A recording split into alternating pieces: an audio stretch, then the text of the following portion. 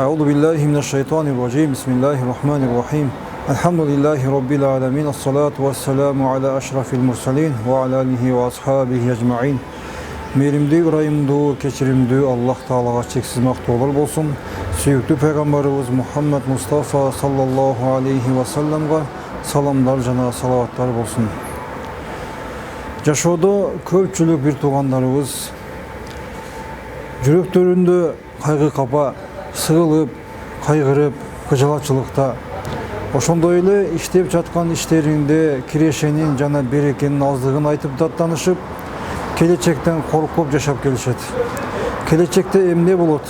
Эгер жашоо мындай кетсе, абалым кандай болот деген коркуу менен жашап келишет. Алар Аллах Тааланын бул сөзүн унутушкандай. Аллах Таалам өзүнүн сөзүндө айтат: Бисмиллахир-рахманир-рахим. وَمَا مِنْ دَابَّةٍ فِي الْأَرْضِ إِلَّا عَلَى اللَّهِ رِزْقُهَا. Жер бетиндеги бардык жан жаныбарлардын рызкысы Аллах Таала тарабынан келет. Аллах Таалам биздин баарыбыздын рызкыбызды өзүнүн кепилдигине алган. Биз жашообузду, келечегибизди, рызкыбызды Аллах Тааладан келет. Мага рызкы берүүчү жалгыз Аллах деп ага тапшырып, Аллах Таалага толук таянып, Аллах Тааладан толук жардамды сураган болсок, албетте Аллах Таалам биздин рызкыбызды өзү кенен кылып берет. Эч качан ойлобоңуз, мен келечекте рызкысыз ачка калам, же болбосо кыйынчылыкка дуушар болом деп. Балким сиздин келечегиңиз Аллах Тааланын колунда, сиз ага толук таянган болсоңуз, албетте Аллах Таалам эч качан сизди куру калтырбайт. Эми бул рызкынын, бизге берилип жаткан рызкынын тардыгы, аздыгы, же кылган ишибизде берекенин жоктугуна алымдарыбыз бир 6 себепти айтышкан. Ал себептин биринчиси бул таквалуулуктун жоктугунан. Эгерде сиз таквалуу болгон болсоңуз, албетте Аллах Таалам сизди эч качан куру калтырбайт. Аллах Таалам өзүнүн сөзүндө мындай дейт: эгерде айыл ээлери ыйман келтирип таква болушса, биз аларга жер асмандан рызкыны ачабыз дейт. Ал эми экинчиси болсо, Аллах Таалага дуа кылуудан кайдыгер болуу, Аллах Тааладан жардам суроодон кайдыгер болуу.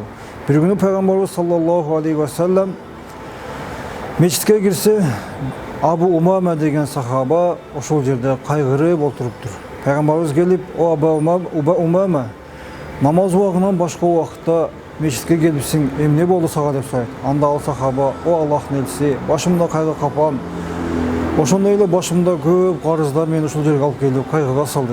Анда пайгамбар саллаллаху алейхи вассалам айтат: "Мен сага бир дуаны үйрөтөйүн. Сен эгерде аны аткарган болсоң, Аллах Таалам албетте сенин кайгы капаңды кетирип, карыздарыңдан кутулууңа жардам берет." Ал кайсы дуа? Сен мындай деп дуа кылгын: "О Аллахым, мени кайгы кападан, жалкоолуктан, коркоктуктан жана сараңдыктан, ошондой эле карызга батып калуудан сактагын" деп күндө дуа кылсаң, албетте Аллах Таалам сенин күнөөлөрүңдү кечирип, ошондой эле ошол кайгы капаңды баарын жакшылыкка, жыргалчылыкка айлантат. Ал эми үчүнчүсү болсо, тууган урук менен карым катнашты үзүү жана ата-энеге мамиле кылууда кемчилдиктери көп кылуу.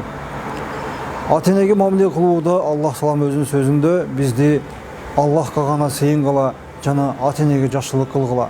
Эгерден бирөө же алардан бирөөсү же экөө тең силердин колуңарда каарылык абалга жеткен болсо, аларга ачуу сөз айтып алардын көңүлүн ортпагыла, аларга уф дебегиле, балким алардын көзү кубанган, жүрөгүнө рахат берген, жүрөгүн кубанткан жылуу жумшак сөздөрдү айткыла дейт. Ал эми тууган урук менен болгон мамилени үзүп коюу менен сиздин жашооңузда жана тапканыңызда канчалык көп болбосун береке болбойт.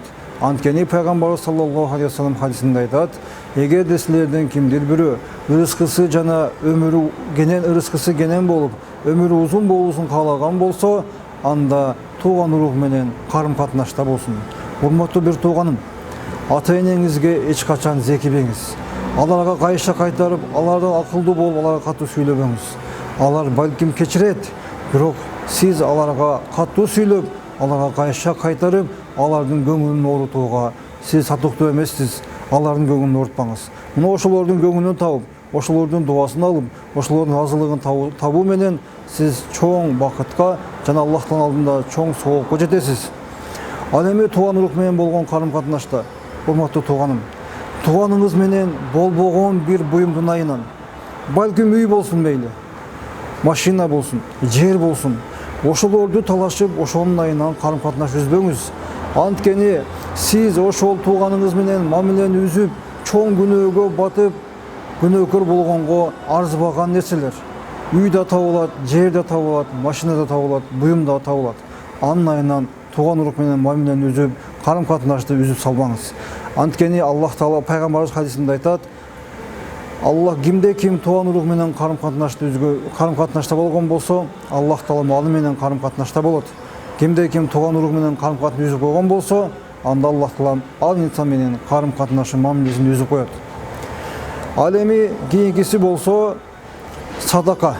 Бирөөлөргө жардам берүү, бирөөлөрдүн жашоосунда кыйынчылык болсо аларга жеңилдетип бир аз жардам берип коюу, кыйынчылыкка душар болгондордун кайгысын тең бөлүшүп коюу менен дагы биздин ырыскыбызда кененчилик пайда болот. Ал эми андан кийинкиси болсо жалкоолук жана кылып жаткан иштерин таштап койгондук дейт. Ишиңизде жалкоо болгон болсоңуз, аракет кылбаган болсоңуз, ошондой эле бирөөлөр сизге бир жакшы жумуш сунуштаса, анын болбогон бир кемчилигин айтып, болбогон бир себептерди айтып, ал иштен жүз баш буруп, жумушсуз жүргөндүк, ушулардын баары биздин берекенин, үй бүлөбүздө берекенин аздыгына себеп болот. Ал эми акыркысы болсо Аллах Таалага чын жүрөктөн тобокел кылуу.